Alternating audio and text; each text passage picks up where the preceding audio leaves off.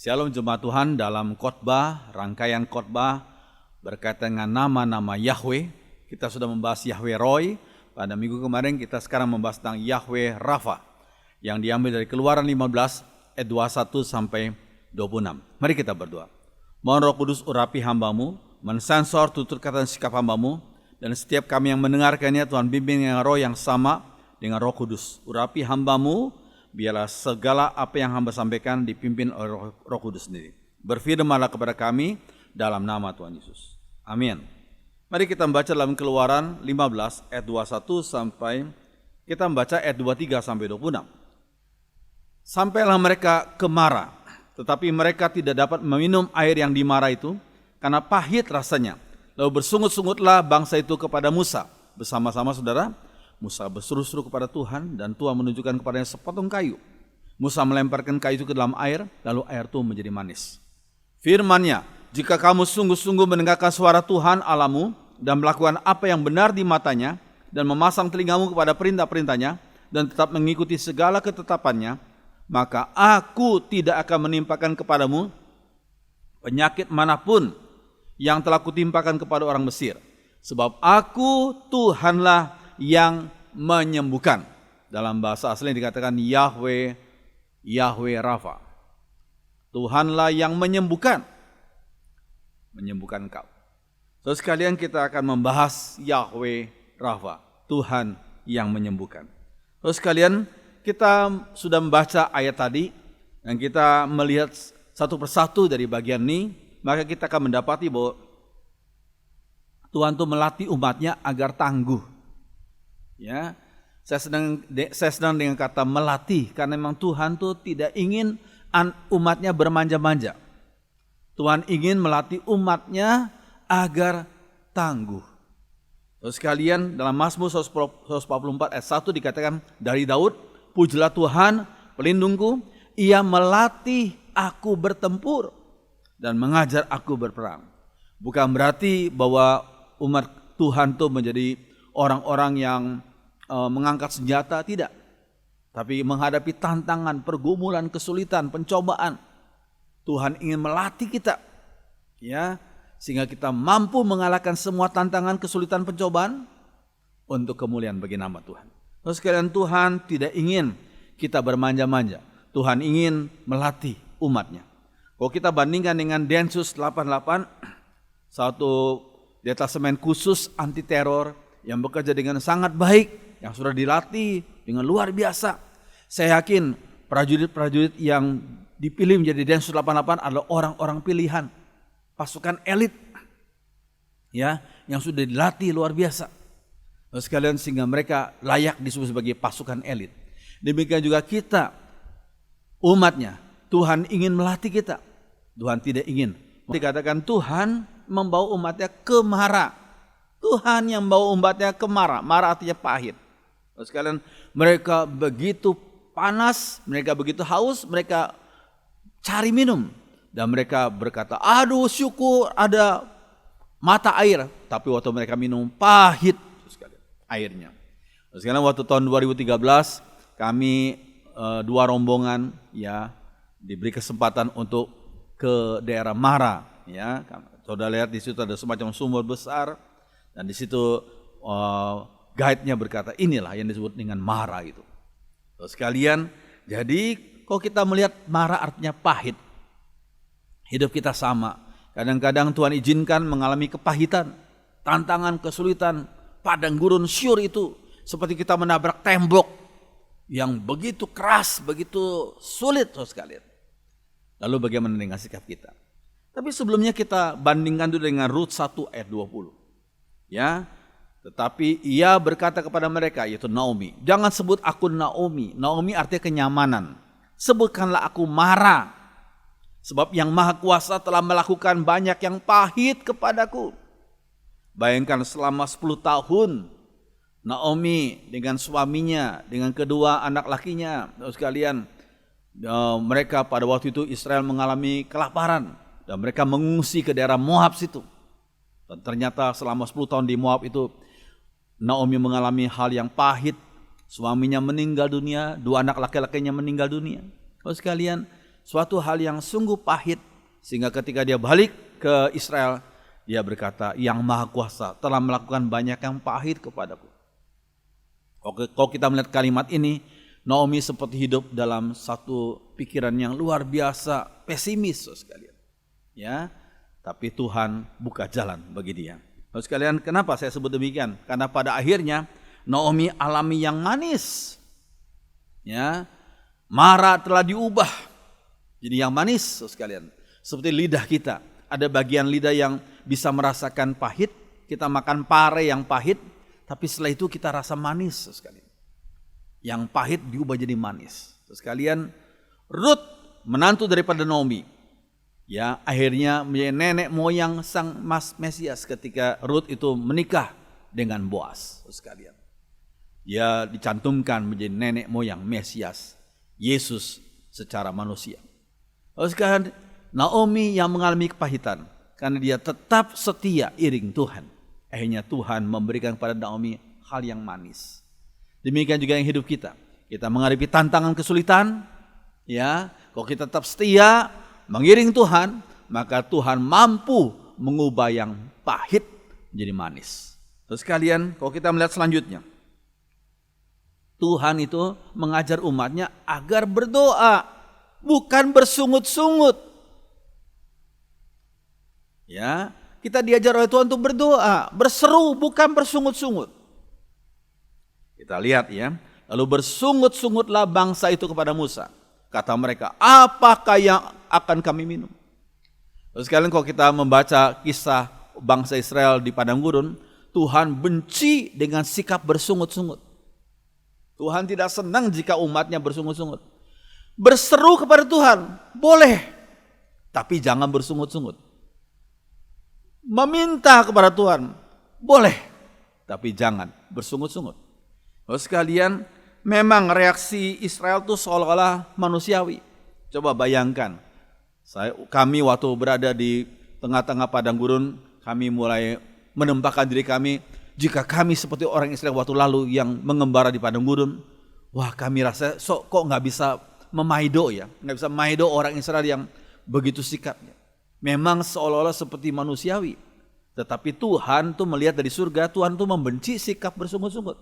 Kalau kita menghadapi tantangan, berseru kepada Tuhan, tapi jangan bersungut-sungut kepada Tuhan.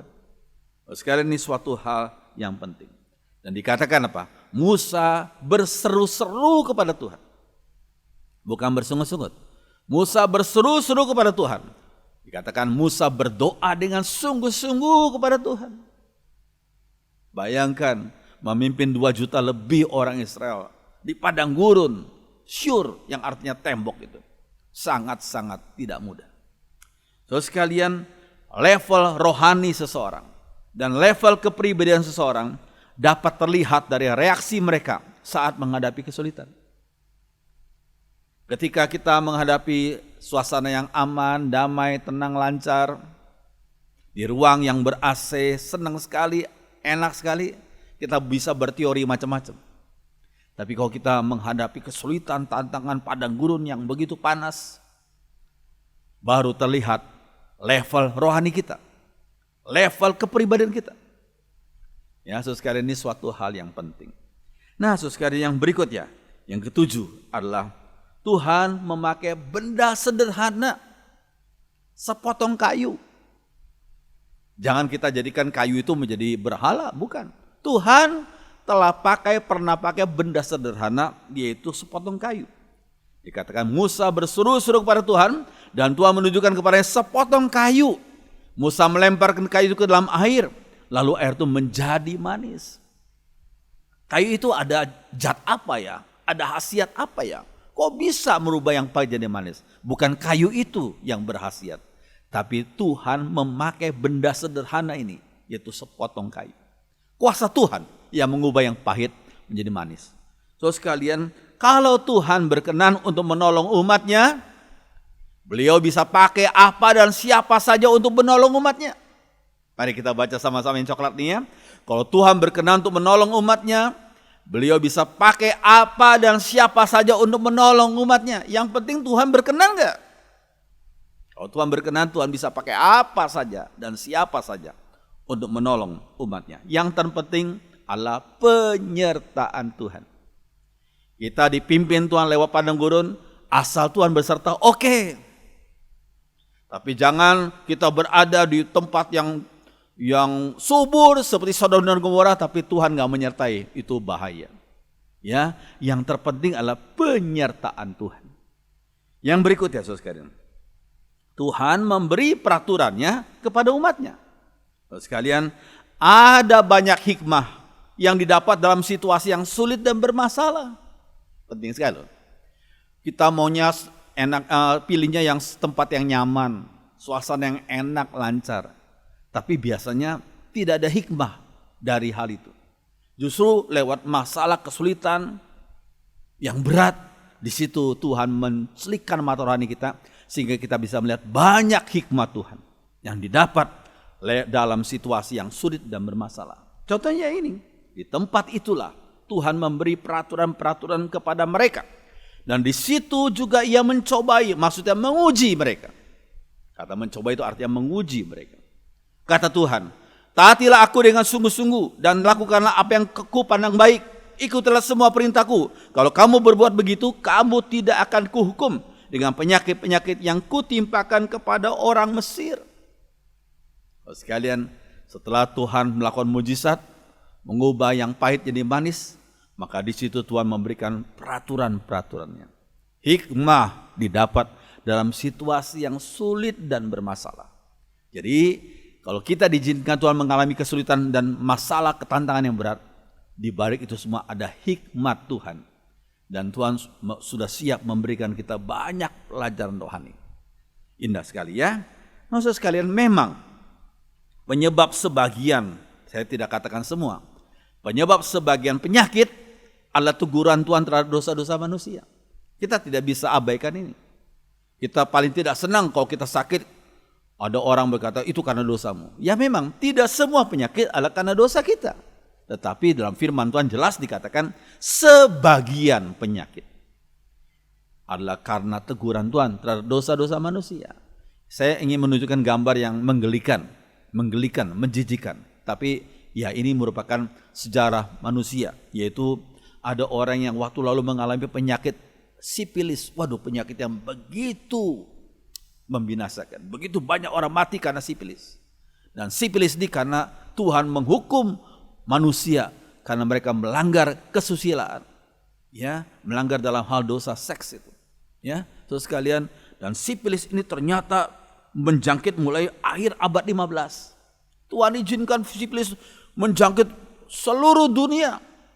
Berabad-abad, baru pada awal abad 20 Tuhan baru membangkitkan seorang dokter yang bernama Sir Alexander Fleming yang awal abad 20 menemukan penisilin sebagai obat untuk membunuh bakteri atau kuman penyakit sipilis ini.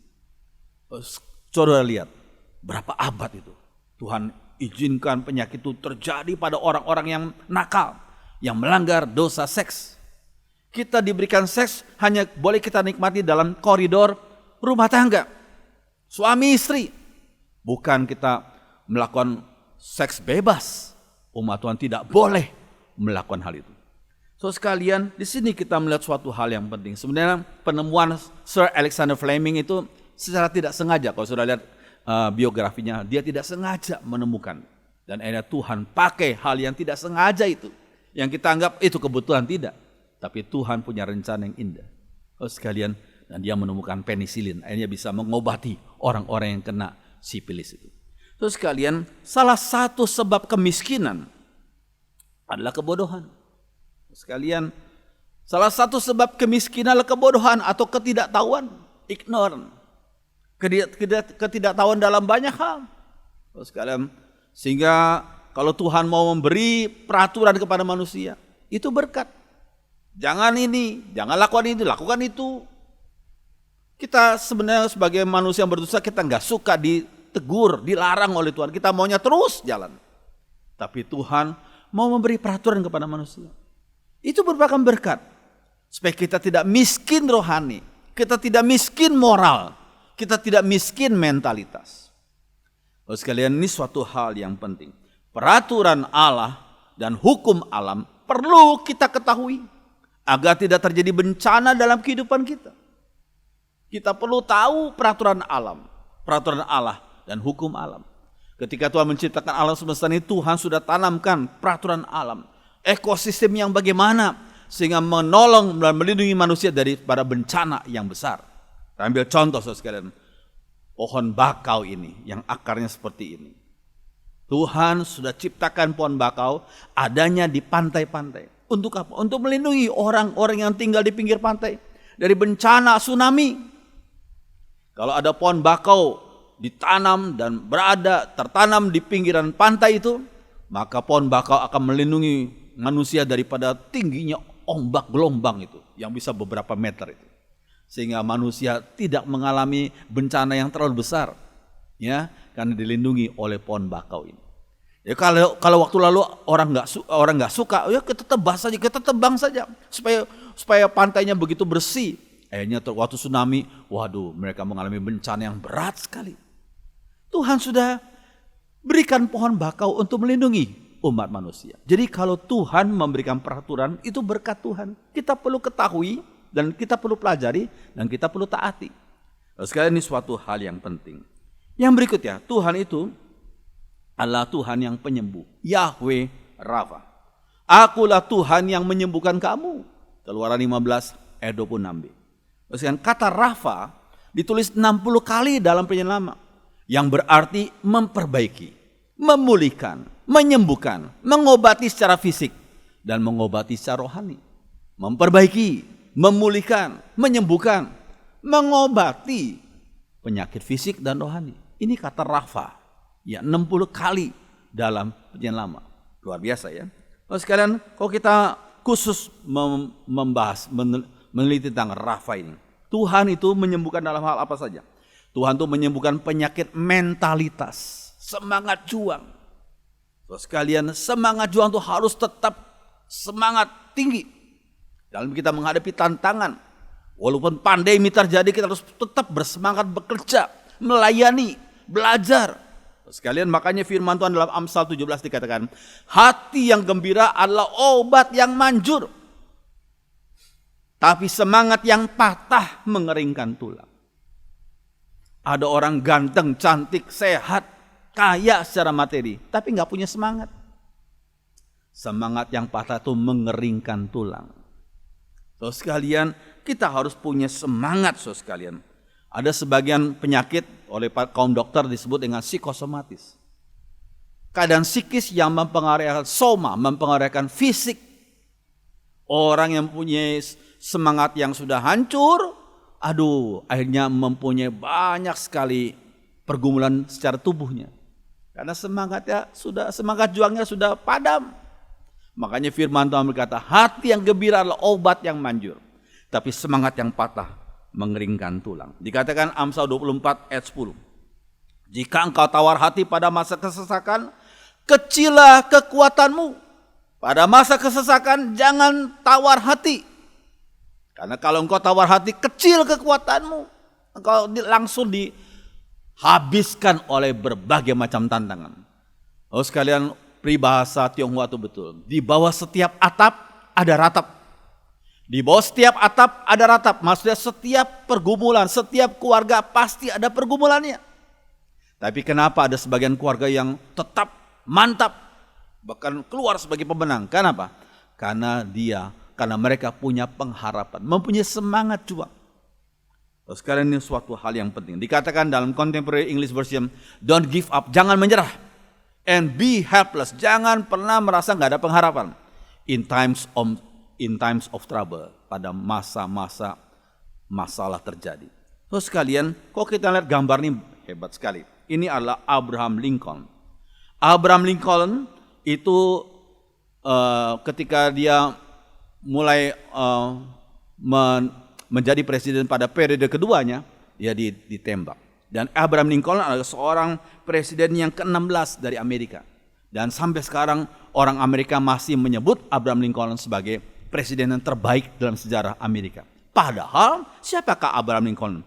Abraham Lincoln dilahirkan di sebuah gubuk di Kentucky tahun 1809. Orang tuanya miskin dan tidak berpendidikan. Mungkin ada sebagian orang berkata, mungkin kalau kita melihat sejarah Amerika, salah satu presiden yang paling miskin latar belakang keluarganya adalah Abraham Lincoln. Dikatakan Lincoln hanya mengecap pendidikan selama 1 tahun, ya, dan sisanya dia dalam waktu singkat ia dapat membaca, menulis dan berhitung. Kenapa? Dia belajar sendiri. Ya, belajar sendiri, semangat bacanya, semangat belajarnya luar biasa. Kemudian dia ketika beranjak dewasa, dia berusaha keras untuk mengubah atau memperbaiki atau menambah pengetahuannya. Ini seorang yang tidak kalah sama nasib, tapi berusaha berjuang terus, sekalian. Dan pada saatnya ketika dia menjadi senator dan dia terpilih menjadi presiden dari Partai Republik, Lincoln akhirnya dipimpin Tuhan untuk membawa Amerika keluar dari perang saudara, ya, antara utara dan selatan. Kemudian mempertahankan persatuan bangsa dan akhirnya dia juga menghapus perbudakan. Ya, ini jeripaya Abraham Lincoln dicatat dalam sejarah Amerika. Dan sekali lagi sampai sekarang katanya Abraham Lincoln tercatat sebagai presiden terbaik yang pernah memerintah Amerika, presiden ke-16. Memang saudara, firman Tuhan berkata, jika engkau tawar hati pada masa kesesakan, kecilah kekuatanmu. Ya, jangan menyerah, don't give up. Ya, ini suatu hal yang penting. Kemudian kalau kita melihat yang kedua, Tuhan itu menyembuhkan penyakit berkaitan dengan etos kerja. Etos kerja, saudara sekalian. Kerja itu bukanlah akibat dari dosa. Sebagian orang punya pandangan keliru. Oh, manusia harus bekerja karena manusia berdosa. Keliru, saudara sekalian. Karena kalau kita lihat dalam Kejadian 2 ayat 15, kemudian Tuhan Allah menempatkan manusia itu di Taman Eden untuk mengerjakan dan memelihara taman itu. Inilah perintah Tuhan kepada Adam dan Hawa sebelum mereka jatuh ke dalam dosa. Jadi perintah Tuhan kepada manusia untuk bekerja, untuk mengerjakan dan memelihara Taman Eden itu, perintah untuk bekerja itu diberikan sebelum manusia jatuh dalam dosa. Jadi perintah bekerja itu diberikan sebelum dosa, sebelum manusia jatuh dalam dosa. Terus sekalian, ingatlah satu perkataan Tuhan Yesus, Yohanes 5:17. Tapi Yesus berkata kepada mereka, Bapakku terus bekerja sampai sekarang dan aku pun bekerja. Jadi kerja itu bukanlah akibat dosa. Bapa di surga masih terus bekerja sampai sekarang dan Yesus pun bekerja. Jadi saudara sekalian, kerja bukanlah akibat dari dosa. Bahkan kalau kita membaca firman Tuhan, bekerja adalah salah satu sifat Allah. Salah satu sifat ilahi adalah bekerja. Dan manusia sebagai peta dan gambar Allah harus ikut teladan Allah, yaitu bekerja. Cuma sekali lagi kalau kita baca firman, kita harus menyimbangkan antara kerja dengan istirahat. Kerja dengan beribadah pada Tuhan. Ya, kerja dengan melayani Tuhan. Dan kita diberikan waktu untuk beristirahat. Karena kita bukan budaknya kerja. Tapi kita bekerja, kita harus bekerja. Karena kerja itu baik. Kerja merupakan bagian dari sifat ilahi itu. Terus kan ini suatu hal yang penting. Namun bekerja perlu dengan etos kerja yang benar. Ada sebagian orang kerja begitu giat tapi tanpa etos kerja yang benar. Kita lihat dalam Kolose 3:17. Segala apa yang kalian lakukan atau katakan, haruslah itu dilakukan dan dikatakan atas nama Tuhan Yesus. Dalam bahasa Inggris dikatakan in the presence of our Lord Jesus. Kita bekerja apapun saja. Di gereja kah, kita melayani di tempat guru, jadi guru, kita berbisnis, apapun yang kita lakukan, ingat, kita lakukan itu di hadapan Tuhan. Tuhan tetap dan selalu mengawasi kita. Kalau kita belajar, kalau kita ujian, Tuhan mengawasi kita. Kalau kita dagang, Tuhan mengawasi kita. Kalau kita mengajar, Tuhan mengawasi kita. Dimanapun kita lakukan pekerjaan kita, Tuhan mengawasi kita. Dikatakan in the presence of our Lord Jesus. Di hadirat Tuhan. Tuhan mengawasi kita. Lihat dalam berikutnya, Kolose 3:23. Pekerjaan apa saja yang diberikan kepadamu, hendaklah kalian mengerjakannya dengan sepenuh hati, seolah-olah Tuhanlah yang kalian layani, dan bukan hanya manusia. Oh, kalau semua umat bekerja dengan satu keyakinan, Tuhan mengawasi pekerjaanku, Tuhan mengawasi studiku, Tuhan mengawasi pergaulanku, hidupku. Maka kita harus berhati-hati bekerja. Bekerja dengan baik, dengan etos kerja yang baik. Belajar yang baik dengan etos belajar yang baik. Sekarang ini penting sekali. Nah, saudara, saya ingin menunjukkan pada saudara kutipan daripada Raja Salman. Terus kemudian Raja Salman itu sebelumnya kita lihat dalam Daniel. Daniel punya etika kerja yang baik, ya. Kemudian para pejabat tinggi dan wakil raja itu mencari alasan dakwaan terhadap Daniel dalam hal pemerintahan, tapi mereka tidak mendapat alasan apapun atau sesuatu kesalahan, sebab ia setia dan tidak didapati suatu kelalaian atau suatu kesalahan padanya. Daniel itu setia, walaupun dia bekerja di pemerintahan non Yahudi, Nebukadnezar ya, di Babel, sekarang itu Irak ya. Tapi dia bekerja dengan setia di dunia politik yang sebagian orang menyebut dunia politik adalah dunia kotor. Tapi Daniel itu menguduskan, menyucikan dengan perbuatan, dengan sikap kerjanya yang benar. Ia setia, tidak didapati suatu kelalaian atau suatu kesalahan padanya. Maka berkatalah orang-orang itu, kita tidak akan mendapat suatu alasan dakwaan terhadap Daniel ini, kecuali dalam hal ibadahnya kepada Allahnya. Ini sampai sekarang terjadi. Kalau orang tidak suka pada seorang umat Tuhan yang menjadi pemimpin satu daerah, dia coba-coba cari etika kerjanya. Ternyata semua baik, semua nggak lalai, nggak ada yang lalai. Ya sudah, udah dicari aja tentang apa? Ibadah kita kepada Tuhan. Berkaitan dengan agama. Kemudian mereka menjatuhkan orang itu. Terus kalian, kita nggak perlu khawatir karena Tuhan pasti membela orang yang hidup berkenan di hadapan Tuhan. Demikian juga Tuhan membela Daniel. Terus kalian, kalau kita melihat selanjutnya, nah ini yang saya sebut dengan Raja Salman tadi. Raja Salman waktu sampai di Indonesia sekian waktu yang lalu dikatakan, pemimpin yang baik bukan dilihat dari suku atau agama. Pemimpin yang baik adalah pemimpin yang mampu membawa perubahan yang nyata. Sedangkan agama adalah hubungan pribadi kita dengan Sang Pencipta. Itu kata Raja Salman, rajanya Arab Saudi. Pemimpin yang baik bukan dilihat dari suku atau agama. Pemimpin yang baik adalah pemimpin yang mampu membawa perubahan yang nyata. Bukan hanya omong tok, bukan pintar menata kata, tapi orang yang pandai dan baik kerjanya. Pintar menata kotak, bukan menata kata. Terus kalian, jadi dia katakan agama adalah hubungan pribadi kita dengan Sang Pencipta. Itu kata Raja Salman. Sehingga sekian waktu yang lalu waktu Raja Salman berkunjung ke Indonesia, sampai dia kenal seorang bernama Ahok, seorang anak Tuhan ya. Dia ingin memang bertemu dengan Ahok, dan Ahok menjadi seorang gubernur waktu itu yang menyambut seorang yang menyambut kedatangan Raja Salman. Ini adalah bukti sejarah, terus kalian. Tapi Raja Salman tahu bahwa Ahok tuh kepercayaan imannya beda, tapi dia mengakui etika kerjanya Ahok tuh memang baik. Puji Tuhan, kita doakan terus dia ya, agar Tuhan pimpin masa depan pelayanan dan pekerjaannya. Oh sekalian, yang C, Tuhan menyembuhkan penyakit moralitas. Oh sekalian, dikatakan Mazmur 119, sebelum dihukum aku menyimpang, sekarang aku berpegang pada perintah-Mu. Ketika pemazmur menyimpang, Tuhan hukum, Tuhan disiplin. Hanya kembali dia kepada jalan Tuhan. Terus sekalian, dalam 2 Timotius 2 dikatakan, dalam rumah yang besar terdapat macam-macam perabot. Ada yang dibuat dari perak atau emas, tapi ada juga yang dari kayu atau tanah.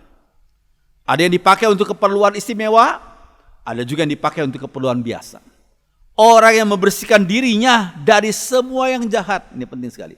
Orang yang membersihkan dirinya dari semua yang jahat, orang itu akan dipakai untuk keperluan yang istimewa. Ia menjadi milik khusus, berguna bagi tuannya. Ia disediakan untuk dipakai bagi setiap pekerjaan yang baik. Terus sekalian, jadi kita harus sebagai hamba Tuhan harus menjaga kesucian. Sebagai umat Tuhan kita harus hidup sesuai dengan kehendak Tuhan. Kalau kita berbisnislah sesuai dengan kehendak Tuhan. Kita belajar sesuai dengan kehendak Tuhan. Oh kita bekerjalah sesuai dengan kehendak Tuhan. Dikatakan orang yang membersihkan dirinya dari semua yang jahat, orang itu akan dipakai untuk keperluan yang istimewa. Oh saudara sekalian, bekerjalah dengan moralitas yang benar. Terus sekalian, dikatakan Tuhan itu menyembuhkan penyakit jasmani. Ya, terus sekalian penyakit jasmani disembuhkan oleh Tuhan. Tetapi kalau kita melihat firman Tuhan, Tuhan tuh enggak melarang umatnya memakai obat, memakai vitamin. Ya, kenapa? Orang yang menemukan obat dan vitamin itu hikmatnya dari Tuhan juga. Kenapa kita harus menolak obat dan vitamin? Kalau itu memang cocok, relevan, sesuai dengan kebutuhan kita, kita terima. Apa sekarang bukti Alkitabnya? Kita lihat 1 Timotius 5:23. Jangan lagi minum air saja, kata Paulus kepada Timotius. Minumlah juga sedikit anggur, jangan banyak-banyak nanti kau mabuk. Tapi sedikit anggur itu menghangatkan, menolong pencernaanmu, sebab engkau sering sakit-sakit. Anggur dalam hal ini berkaitan dengan obat. Ya, berkaitan dengan obat. Ya, kalau sebagian orang Tionghoa tuh ketika barusan selesai melahirkan diberikan diberikan ayam arak, ya, mengandung alkohol atau mengandung arak nih. Ya, supaya menghangatkan tubuhnya dan membuat dia bisa menyusui dengan baik, air susunya bisa keluar dengan baik. Ya, dan itu bekas luka-luka itu bisa cepat sembuh. Itu arak itu adalah obat, ya. Terus sekarang ini penting sekali. Yakobus 5:14 dikatakan, kalau ada yang sakit, hendaklah ia memanggil pemimpin-pemimpin jemaat, dan hendaklah pemimpin-pemimpin itu mendoakan orang yang sakit itu dan mengolesnya dengan minyak atas nama Tuhan. Sebagian orang mengambil ayat ini dikatakan tuh itu namanya minyak urapan. Itu tidak benar sama sekali. Minyak itu pasti bukan minyak urapan. Karena Yakobus menulis firman Tuhan ini kepada orang-orang Kristen yang asalnya Yahudi. Mereka ngerti persis apa itu arti minyak urapan. Sudah lihat dalam Keluaran 30 itu. Nggak boleh sembarangan orang. Dan minyak urapan adalah sebagai simbol Roh Kudus. Dan Roh Kudus sudah dicurahkan pada hari Pentakosta. Jadi nggak perlu lagi minyak urapan. Jadi minyak dalam kitab Yakobus itu bukan minyak urapan. Tapi minyak zaitun. Minyak zaitun adalah minyak yang bisa dipakai untuk luar dan bisa diminum juga. Atau bisa menjadi minyak goreng. Di luar dan dalam. Sekalian, kalau kita lihat dalam Lukas 10, ya, maka ditekatinya orang itu, ini perumpamaan orang Samaria yang baik hati, lalu membersihkan luka-lukanya dengan anggur dan mengobatinya dengan minyak. Lihat, ada panah merah itu, minyak. Kemudian membalut luka-luka itu. Jadi saudara sekalian, Tuhan tidak membenci obat, tidak membenci vitamin, itu berkat Tuhan. Ya, penggunaan jasa dokter juga tidak dilarang, dokter medis tidak dilarang. Kalau anak kita menjadi dokter, puji Tuhan kita doakan. Kita doakan dokter-dokter yang lain yang berjuang pada saat pandemi ini yang begitu luar biasa. Menjadi pahlawan-pahlawan garis depan luar biasa. Lalu sekalian, kalau kita lihat dalam Matius 9:12, Yesus mendengar pertanyaan mereka lalu menjawab, orang yang sehat tidak memerlukan dokter, hanya orang yang sakit saja. Ya, Kolose 4:14 dikatakan, Dokter Lukas yang kita kasihi dan Demas mengirim salam kepadamu. Jadi waktu Paulus mengirim surat kepada jemaat Kolose, dia didampingi oleh Dokter Lukas, tabib Lukas dan Demas sekalian. Kemudian 2 Timotius 4:11, hanya Lukas yang tinggal dengan saya. Lukas tahu bahwa rasul besar ini mengalami beberapa kelemahan tubuhnya. Dan saya percaya Dokter Lukas dengan kemampuannya pasti memberikan pertolongan medis kepada Rasul Paulus ini. Ya, terus kalian ini penting sekali. Hati-hati juga dengan pola makan. Ya, terus kalian pilih makanan sehat daripada makanan yang enak. Boleh nggak saya minta saudara mengulang ini? Pilih makanan sehat daripada makanan enak. Lihat Imamat 11. Nanti kita ada kesempatan kita bahas khusus Imamat 11 ini. Terus sekalian, Matius 4:7 dikatakan, tetapi dalam Alkitab tertulis juga, jangan engkau mencobai Tuhan Allahmu. Sebagian umat Tuhan mencobai Tuhan Allah dengan cara makan yang tidak berbijaksana makan. Terus sekalian kita bandingkan, biasanya banyak kita makannya nasi putih. Nah, ini ada perbandingan beras merah dan beras putih. Terus sekalian lihat itu, ya. Dalam hal kalori, beras merah itu kalorinya 222, beras putih 260. Protein, beras merah itu 6, dalam ini 200 gram ya. Dari dalam 200 gram itu 6 proteinnya, beras putih 6. Karbohidrat, beras merah 46, beras putih 56. Serat makanan, beras merah 4, beras putih 1. Omega 3, beras merah 28, beras putih 26.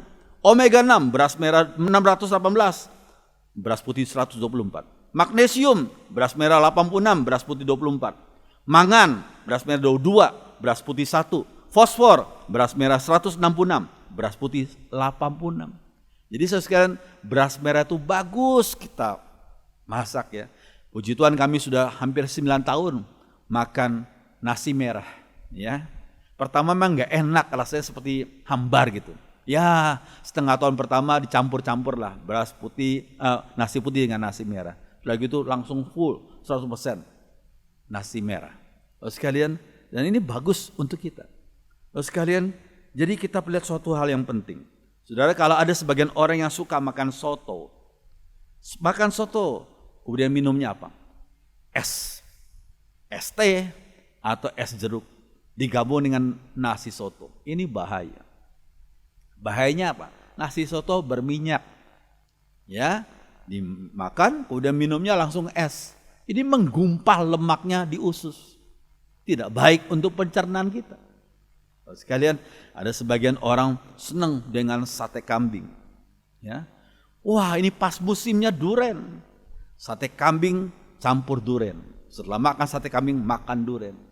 Ini yang dialami oleh seorang pendeta yang besar waktu lalu. Ya, Yermiarin. Meninggal umur kalau nggak salah 52 atau 54, saya lupa itu. Karena apa? Habis KKR makan sate kambing, udah gitu makan durian. Darah, tensinya langsung naik. Ini berbahaya. Jangan kita mencobai Tuhan Allah kita. Saudara sekalian, ini penting sekali. Dan yang terakhir saudara sekalian, Tuhan menyembuhkan penyakit rohani, dosa. Saudara sekalian, yuk kita baca ayat ini bagus sekali ya. 1, 2, 3.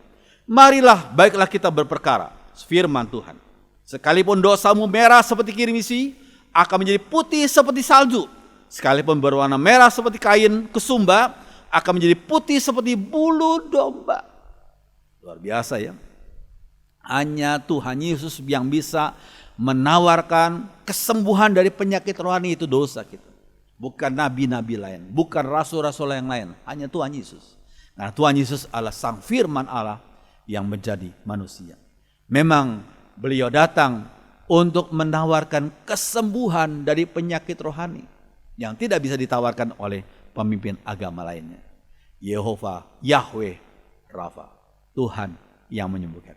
Biarlah firman Tuhan menjadi berkat bagi kita semua, kita dikuatkan, kita dibimbing, dan kita bersyukur pada Tuhan karena Tuhan selalu memberikan kita kekuatan menghadapi tantangan hidup ini. Mari kita berdiri, kita nyanyikan lagu ini, kekuatan di hidupku, ku dapat dalam Yesus. Mari kita berdiri.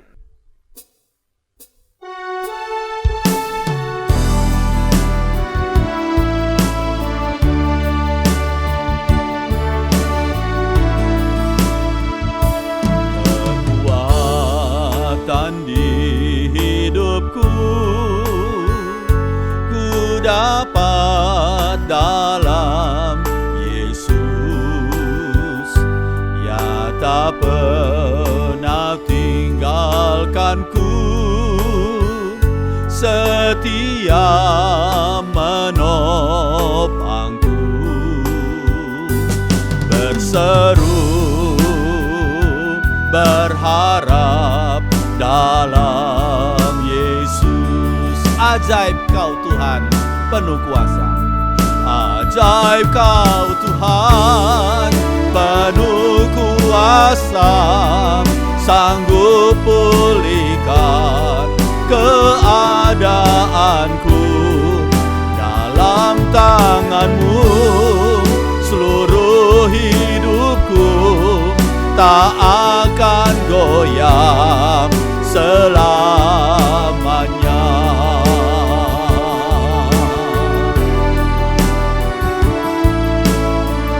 Perempuan saja kekuatan di hidupku. Kekuatan di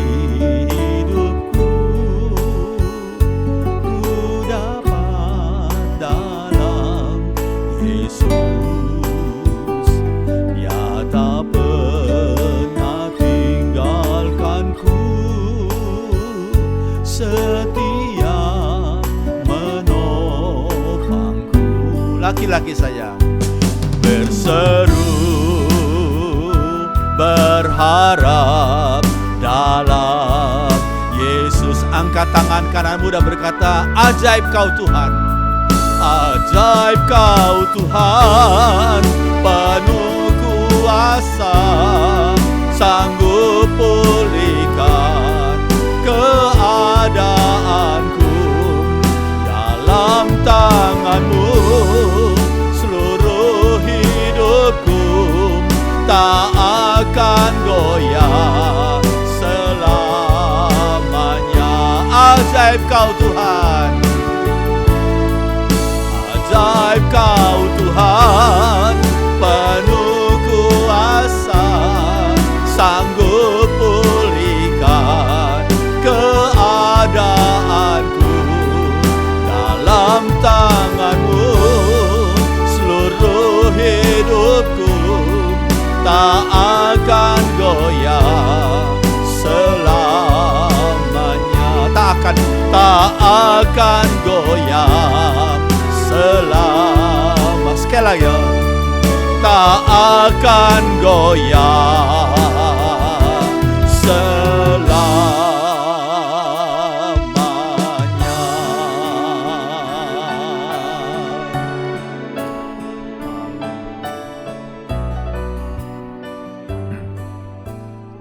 Benar ya Tuhan, kami selalu butuh kekuatan dari Tuhan, karena Engkaulah Yahweh Rafa yang menyembuhkan mental kami, yang menyembuhkan etika kami, yang menyembuhkan rohani kami, yang menyembuhkan fisik kami. Tuhan, tolong kami agar kami bangkit, diberikan semangat yang baru, kekuatan yang baru, karena Tuhan menyertai kami. Ajar kami untuk taat selalu pada kehendak Tuhan dan setia untuk melakukan kehendak Tuhan. Terima kasih untuk firman-Mu, kuatkan kami, teguhkan kami, dan mampukan kami melaksanakannya. Dengarkan doa kami Tuhan, dalam nama Tuhan Yesus kami berdoa. Semua orang beriman mengatakan amin. Silakan duduk, Tuhan berkati.